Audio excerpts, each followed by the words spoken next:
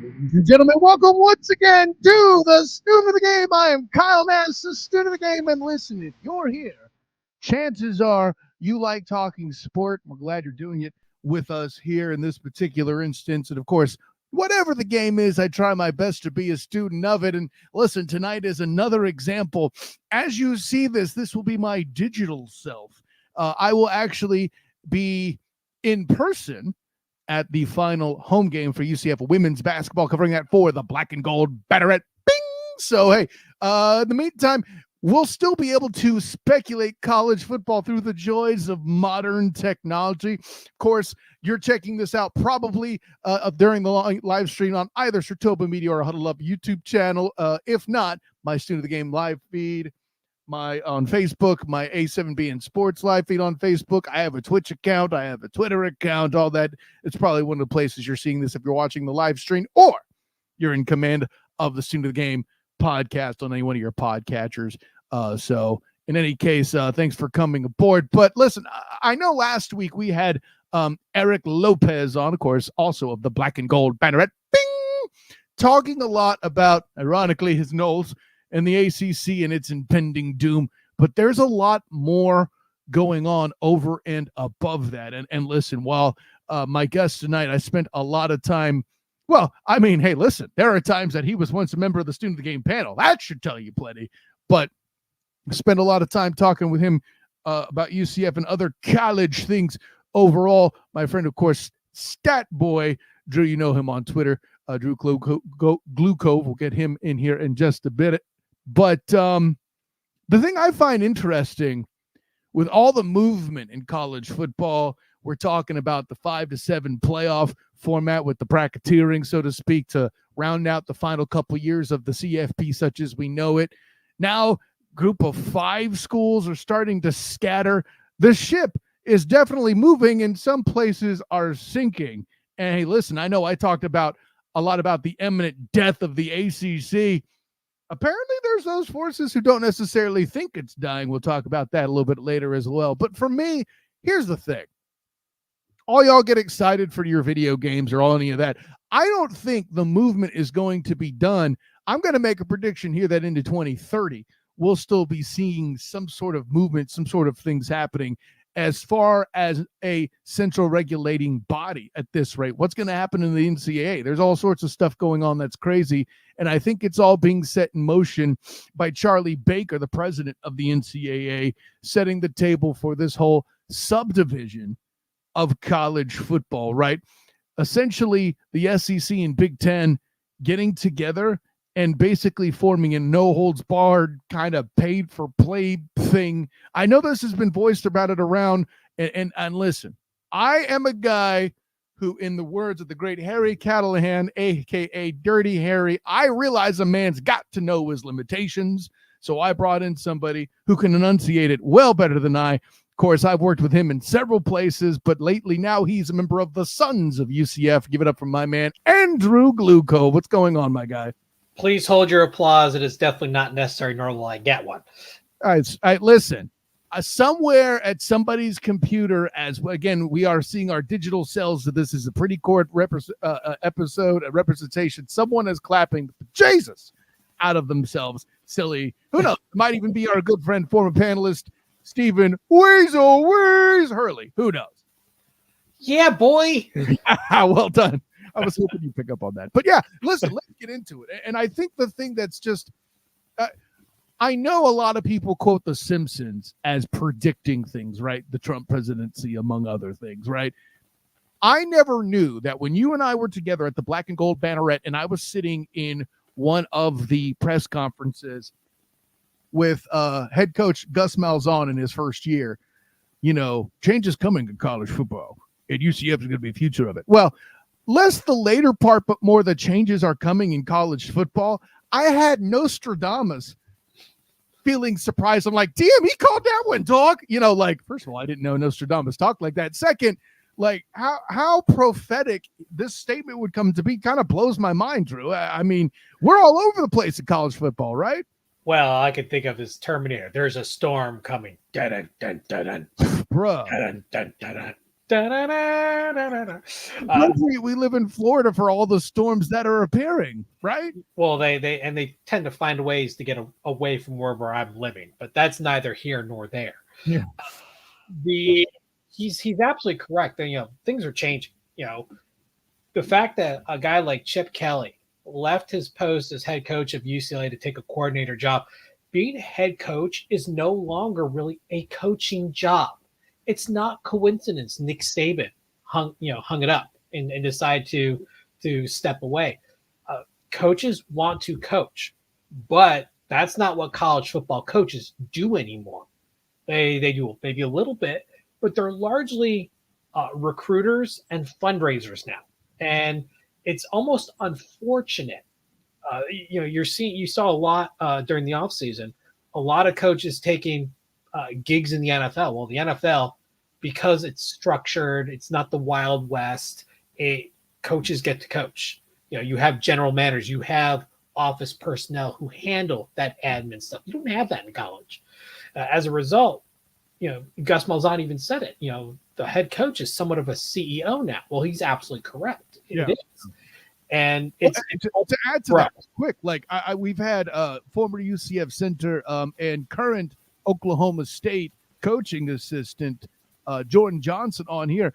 Even Mike Gundy has started to embrace that CEO role. And this is somebody much like Gus that's rooted in that old school kind of, he wasn't so sure about NIL at first. Now, Gus, I don't feel like he ever had a problem. This is the guy that, you're in good company when Deion Sanders is copying things you're doing in the form of the QR codes and Twitter handles on the back of the spring game jerseys, right? But imitation is the most sincere form of flattery. Hey, listen, if you're a white dude over age 60 and you're getting imitated by Deion Sanders, you won the internet. All right? Like, I don't think I'm saying anything controversial there. You did something right. Yeah, exactly. But I say all the above to say, like, the Dabo Sweeneys of the world, for example, are going to get left in the dust. I'm on record saying if and when the ACC dies, that Clemson is going to be in a very precarious state, I feel like, and they were going to have been taken there by Dabo Sweeney or any other coach and program who doesn't embrace the new wave. And, well, you and I talked about it briefly before we were getting onto the show. Like, I'm in a place, sure, the Pac-12 is literally dead, but the ACC is, like, mostly dead. Like, I feel like it's Monty Python and the Holy Grail. I'm not dead yet. I feel fine. Yeah, well, and I feel like that's what members of the ACC are currently saying. But with what's going on in there, like, first of all, the fate of the ACC, how do you feel about it? Well, let's be honest. It's definitely pins and needles there. I don't think it's as doom and gloom as some people are saying it is, because here's the truth. Until once the contract ends in 2036, all bets are off. But you tell me that the American has more value than what's left of the ACC, I'm not buying it. It's kind of like the hateful eight of the Big 12 rebuilding and reloading, bringing on extra schools. The freshman four this year, they got to bump up in their value. There was plenty of others saying, oh, they're going to be worth half as much. It's good as dead.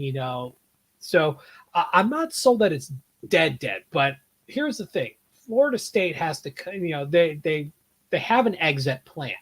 They have a way out. However, they got to get some serious coin to the tune of almost $500 million to do it. Right. They're looking at private equity, which them leaving the ACC is not the big story. It's how they get the money that I think people need to pay closer attention to.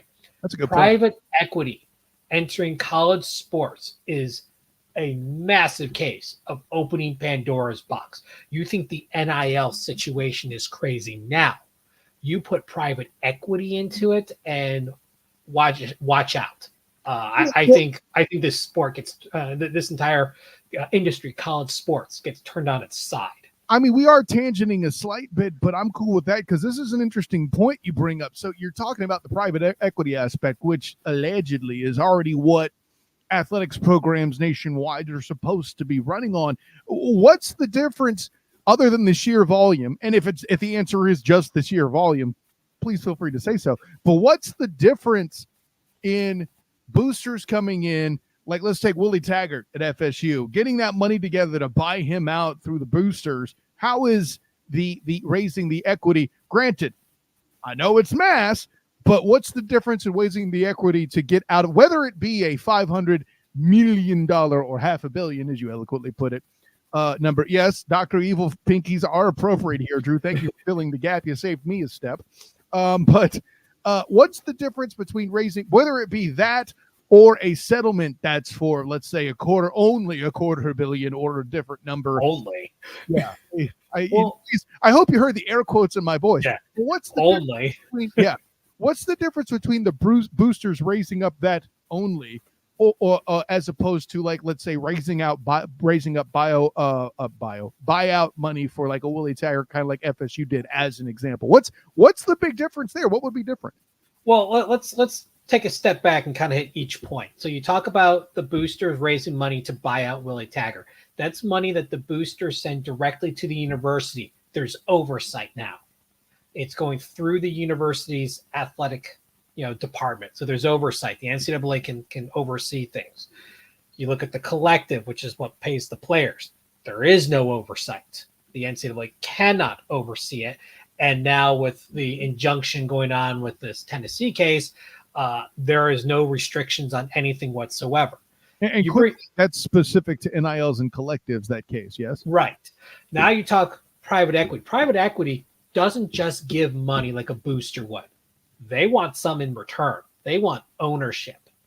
Okay. So now Florida State is basically going to have to sell themselves, literally sell part of the athletic department to an entity.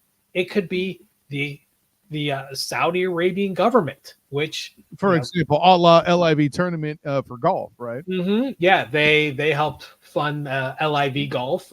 They also have done numerous other ventures. Soccer, blah, blah, blah.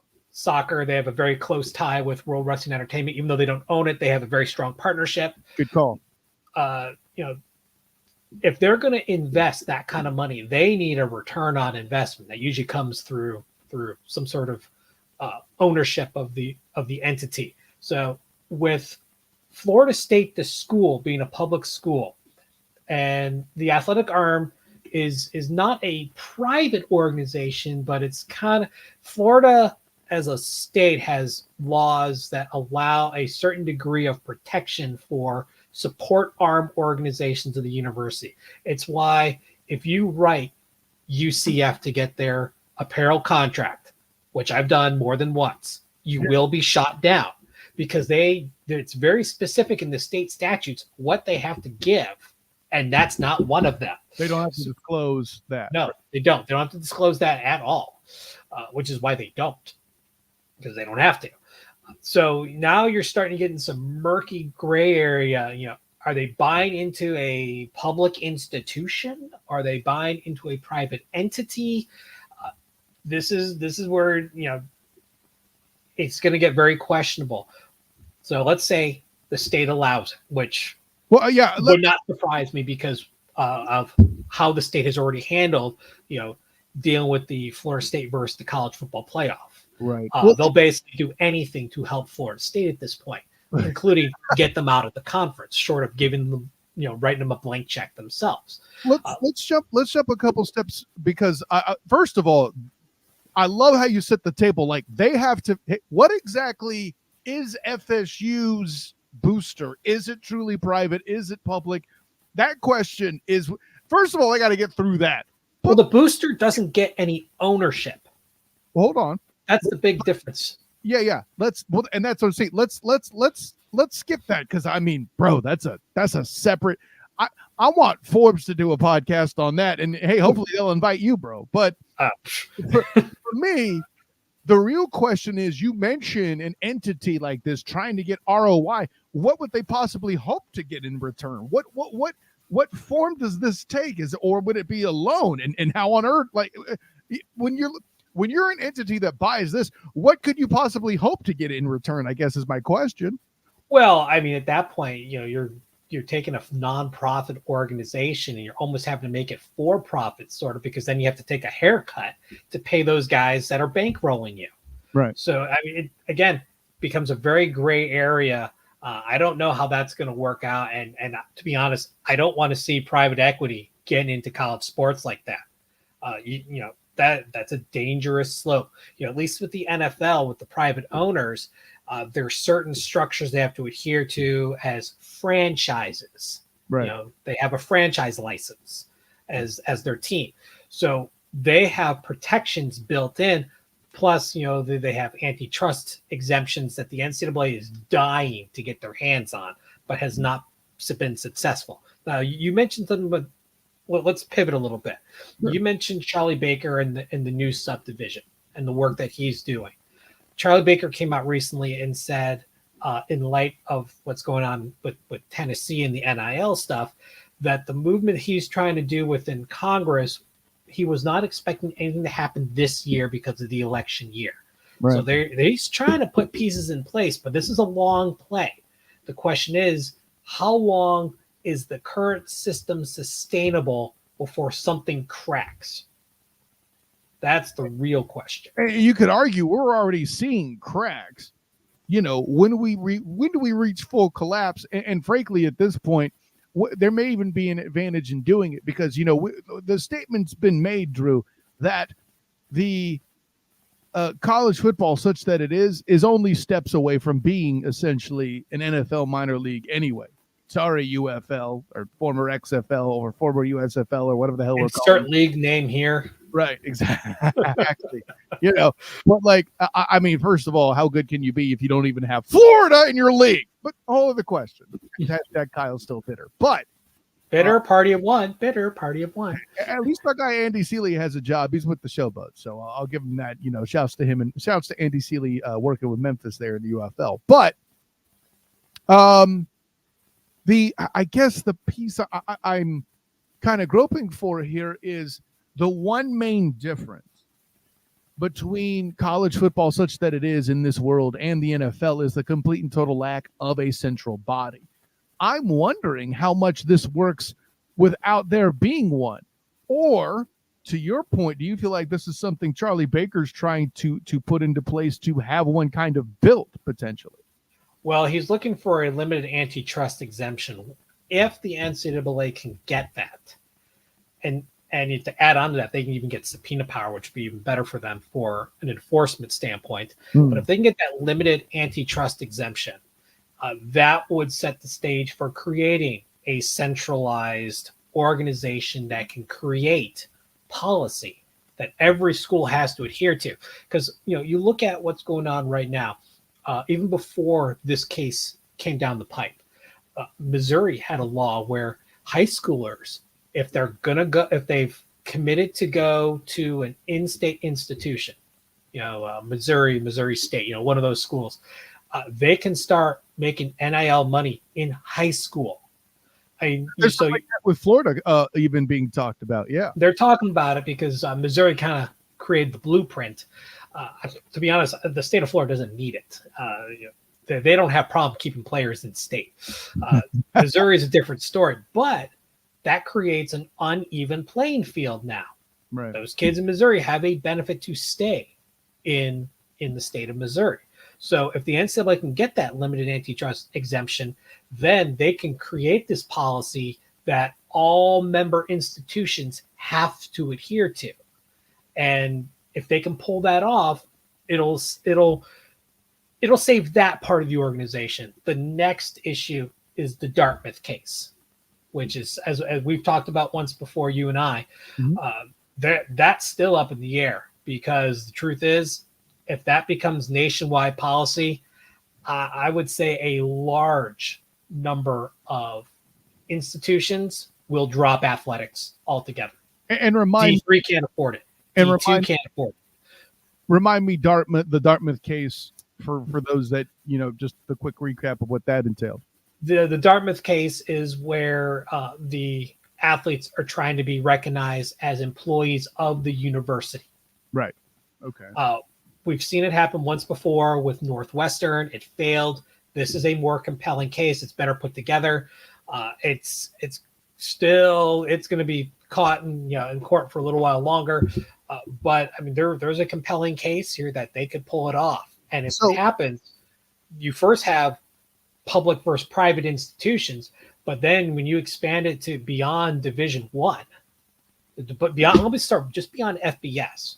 A lot of these, G5 and below schools, FCS, D2 and 3, a lot of these schools run on smaller budgets. They can't afford that. or hell, I mean, what about schools like UConn, UMass? Yeah, well, your G5s and down. Yeah, they can't. Where are they going to get the money to be able to, actually pay athletes as employees that's even remotely competitive enough that people will actually even want to go there? So if they're forced to have to pay a certain amount, at least minimum wage, plus benefits and stuff, because they would basically be viewed as full-time employees. I see a lot of schools just saying, you know what, we're going to go club. That's it. If you want to play, it's a club. It's no longer, a sponsored sport. And you're going to see now that can collapse the NCAA for nothing. And ironically, for nothing that they did wrong. It's just the state and change of college football, such as Gus Malzahn said. Now, granted, even Gus will tell you himself, I didn't see all this, but listen, and let me add to this too. By the way, you mentioned the Dartmouth case about being employees of the university, and this is a mistake I made that you corrected me on. It's different than the Ed O'Bannon case. The O'Bannon case was all about name, image, and likeness, not likeness. Dartmouth, unlike its unsuccessful Northwestern counterpart, actually won, and it was about becoming employees of the university. And to your point, universities can both be private and public, meaning they're essentially government institutions, right? Right. You've got your public institutions, land grant universities, your University of Florida's, Florida State, UCF. Right. Then you have private institutions like a Miami or a Duke, or Boston College that plays by different rules. Would this extend to them? Are they able to opt in or out? Could they say, we're going to play sports, but you're handling it differently? So a lot of people are paying very close attention to this, and you're going to see more and more stuff come out about this and the potential ramifications that can come from this case. I think this is actually a bigger deal than NIL. NIL is just, the bag man is now legal. We're charging the schools directly to have athletics. Open pay for play. Let's just call it what it is, right? Name, image, and likeness was, hey, at least, I got to appear some stuff. I got to talk. You're going to slap my face on something, allegedly. Any of those things. Cool. Yeah, that's not what happened. And we all knew that wasn't going to happen. One problem at a time, Drew. But to your point, it's all above board. Literally all of it above board. Here, you set foot on my campus with the express intent of playing X sport, because I don't want to make it just about football. Ergo, you are a university employee. And this is how I'm a little older, ladies and gentlemen. Like, my first thought is, so you're trying to tell me a UCF football player could potentially have, just to use Florida as an example, could potentially have like government health insurance and my taxes are paying for, while, Miami will then be taking people to court. I can't provide health insurance for all of these players, or they'll have to collectively bargain that with, I don't know, Aetna or something. Like that's crazy to me. Yeah. This is a big can that I prefer not to have opened. I'll put it this way. And one of the best pods I ever had was with a former college athlete and my good friend Brandon Howard, who currently works for CBS doing fantasy sports. But he was a former college athlete himself, and he and I had a very interesting exchange. Now, it's not that the students, athletes, don't have a valid case, man, because getting through school is an endeavor, especially in this day and age. And for all that they endure over and above being a typical student, they deserve a lot more TLC than they were getting. I don't think anybody's going to argue that. And if you are, you're just a straight up dummy. But I think what we're saying in the short version here, Drew, is the pendulum is swinging too far the other way. Well, there had to be, kind of a middle ground. Like, at first was the autonomy of the power conferences, Mm-hmm. the Power Five. Hence, where that name kind of derived from was really the autonomous five, and the media kind of created Power Five. So their job originally, what their plan was to do things for the athletes to give them better benefits because they weren't making money as athletes. Now it's become something very different, and I don't think anyone really anticipated this, nor I don't think they really wanted this either. This is it's Pandora's box. The ramifications are going to reverberate all through college athletics, even outside the NCAA. The NAIA schools are going to be affected. Anyone that sponsors a sport, an intercollegiate sport that's non-voluntary, is going to feel this, and you're going to see a potential collapse of intercollegiate athletics outside of a very select few schools. Well, I will put that over here for a minute. First of all, you said nobody saw this coming. You and I were out here like Lucifer Morningstar. We tried to tell you, but you wouldn't listen. We told these people you don't want to do this. Well, I mean, but who's going to listen to us? Smart people, fool. Well, now they will, but I mean, we saw kind of things moving years ago. Right. And slow pieces move, but now they're speeding up, and it's got a life of its own.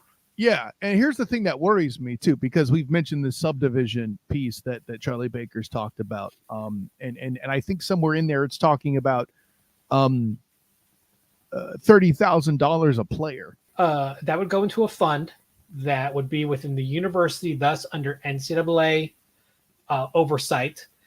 That would be kind of in lieu of, instead of being employees. That's it, and you'd have to, either you're in or you're out kind of thing. And a lot of schools, based on their estimated, their cutoff was, okay, if you don't have 100 mil in revenue, you probably weren't going to get in here.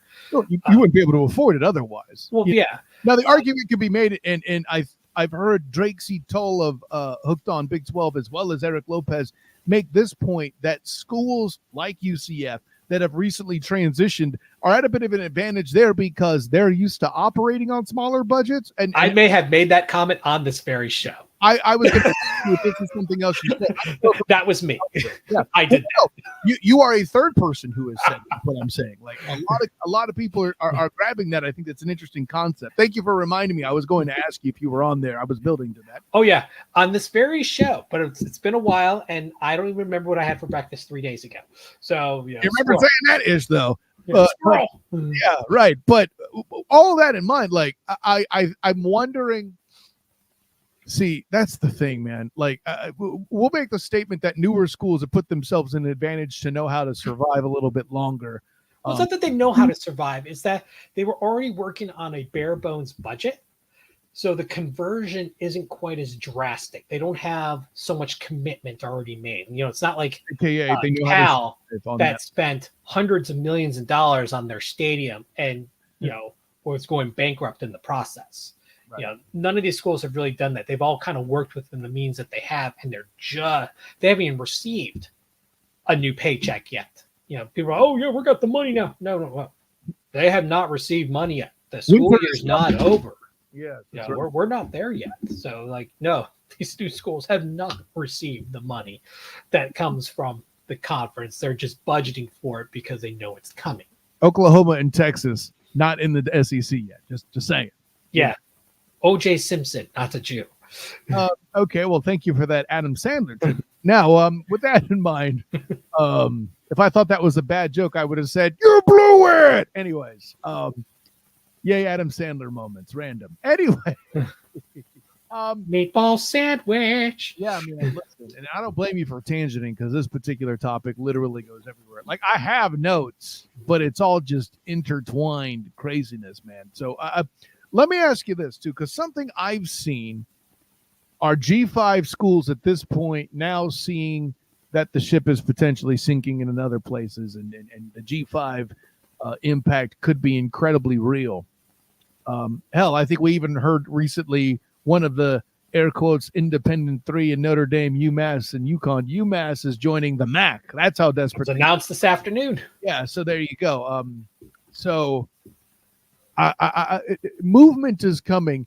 I know that SMU, for example, I'm still getting used to this. So if I get the details wrong, please correct me. But SMU is allegedly an ACC member, or it's weird. They will be. Okay, great. July 1st is always when the new academic year starts. I do believe Cal and Stanford joined like a couple weeks later because of some Pac-12 calendar issues or something. There's a little bit of legalese there, so they actually are supposed to join a little bit later. But normally July 1st is the start of the new year, and that's when they're going to join. Now, what makes SMU interesting is they're the only school that ever bought their way into the Power Five by foregoing 9 years of conference payouts, and that money is going to be converted over along with partial shares of Cal and Stanford over to a fund that schools on a performance basis can get. That's how they're able to increase the payout for the top schools in the ACC, because they're locked in by that current media deal with ESPN.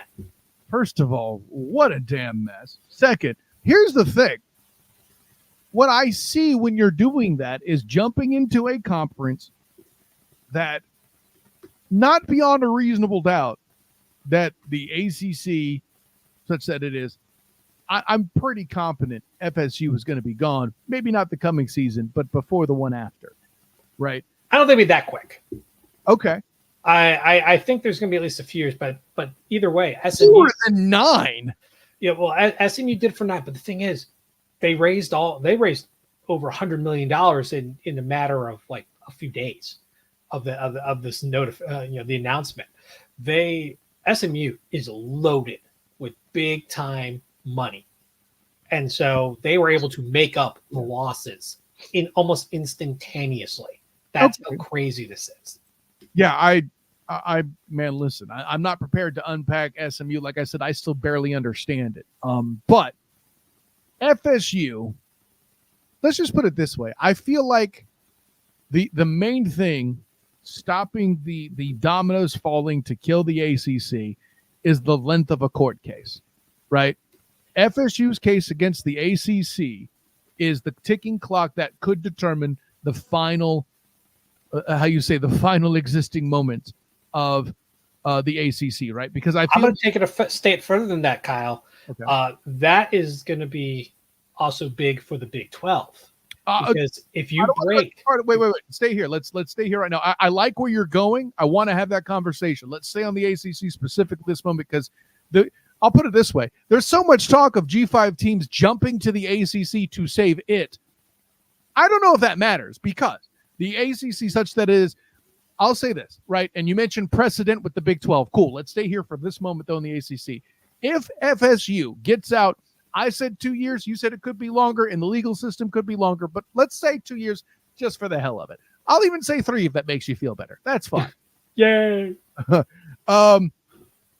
If FSU gets out, they now have precedent to where, let's say, a Miami or another big ACC brand could then also potentially do the same. And if those pieces start going, let's put it this way. I don't think the ACC, with a declining Clemson, a Boston College, a Virginia, and SMU holds water here. I disagree. Okay. And reason one is you still have that NCAA autonomy.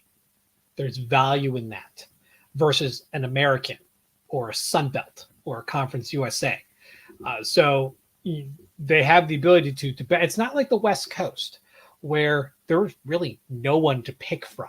There's nothing there. There's the Mountain West and after Oregon, Skittles. Yeah, right. After Oregon in the Pac-12, I felt like it was after Oregon. It went right down the hill. Yeah, once Oregon and Washington announced their departure, it was gone. And another issue with the Pac-12 was the leadership. They had a huge mess. I wouldn't be surprised if there was an eventual merger with the Mountain West that takes the Pac-12 assets, and that becomes essentially the new Pac-12. That would be fascinating. Future podcast topic. Yeah, well, there is a pathway to that, and they left it open intentionally. As far as the ACC goes, now here you have two questions here. It's not whether they find a way to get out. It's how are they going to get out? Is it the grant of rights is broken, or are they buying their way out? They're buying their way out. That's my bad. I'm assuming they can't break that grant of rights. I'm assuming they buy it somehow. So they come up with between $300 and $500 million to get out. Who else is going to get that kind of money to do it? You'll be very hard pressed to get that many schools with that much money through some sort of funding mechanism, because they're not going to get it themselves. So they would have to find a way to get that. Say Clemson finds a way, or North Carolina, maybe a couple other schools. I would have said maybe Miami. I don't think Miami's going to pull it off. Okay. I don't think. Let's stick with North Carolina. I think that's a better example. And because we're going to talk about Big 12 stuff later with this sort of thing, I think North Carolina's a better example. North Carolina is the most interesting school in the ACC, bar none, because the SEC is interested in them and the Big Ten's interested in them. They're probably the only school that really falls in this category, where both conferences really want them. If you go to Virginia, Tech and Virginia are kind of split. If you go to South Carolina, you'd be surprised. University of South Carolina isn't really warm to having Clemson join their conference. Georgia, they don't really want Georgia Tech. Florida State, the SEC, not really warm on that. They have a better chance of landing in the Big Ten. I'll say this, and by the way, that's a big point with the Big Ten. But part of me feels like, in a world where you got blue bloods griping and bitching, in a world where blue bloods are griping and bitching about disappearing rivalries, the SEC sees an opportunity to rekindle Florida State. Like, that itself could be kind of the big deal as a selling point of where college football never dies, and you being a Big Ten guy, the volume, I shouldn't say the volume, the gravitas, the impact, the importance, the urgency of Ohio State, Michigan's going to take a hit. The game's not going anywhere, and you may see it 2 or 3 times in a season, potentially, depending on how the playoffs go. But, the opportunity exists to where the SEC's like, hey, listen, we got the cocktail party, which is Florida, Georgia, for those that don't know. Why not get another rivalry and make the Big Ten look off kilter by comparison? Well, if you talk eyeballs, I mean, depending on the matchup and how it is, it's one of between the Red River shootout and the Iron Bowl, Ohio State, Michigan, UCLA, USC. Maybe not so much today as it was a few years ago. But I mean, there is value with those rivalries. A lot of it's ego, man. It's ego and control. Maybe a school like Florida can be convinced to open the door to Florida State. They had not been warm to it in recent years. In fact, for a long time, there was a handshake agreement between Georgia, Florida, and South Carolina to not vote for any school in their state to get in. So they're looking for new markets. Florida feels they own the Florida market. And to a certain extent, they do. They are the largest, ticket in Florida. No mistake about it. It's not that close. I'm glad you said ticket, because I'm like, largest how exactly? Because there's a they have the largest following. They get the most eyeballs. It's a hard truth to swallow. For TV ratings, basically. I mean, let's call that what it is. It's where the value is. They also, from an athletic department, make more revenue, make more money. They're one of the few that make a profit and then give money back to the university. They're one of the few schools that can pull that off. Not many can. Well, and most of that, though, is SEC money. Well, it's SEC. Of course, it all comes back to SEC money, but they've built their value. I mean, Florida football may have struggled the last few years, but during the Steve Spurrier years and all that stuff, they put themselves on the map and have really created a following and value. Yeah, it's the brand, and it's generational. That's where a school, smaller schools like a UCF, a South Florida, an FAU, that's where they struggle. They don't have generational value yet. Yeah, but they're always going to be behind, just based on sheer age. There's only catch up so much. However, fast forward 100 years. I was about to say it's about to reboot because that generational gap is about to die off. Well, I was going to say, fast forward 100 years, you kind of have more of a level playing field because you've created a full lifetime plus for that legacy to be built. Yeah, the booster program may not be as ingrained as far as financially, but you know what? You can still generate a lot of eyeballs there. And of course, by then, this is going to be a very different world. Who knows what's left of it as far as collegiate athletics. But, as far as the ACC goes, there's going to be a lot of pieces still left. And if that grant of rights stays intact, those other schools aren't getting out. But I'll tell you one thing, the value of those schools maybe cherry picking the best of the rest is going to be more valuable than the Sun Belt as it is, than the American as it is, than the MAC as it is.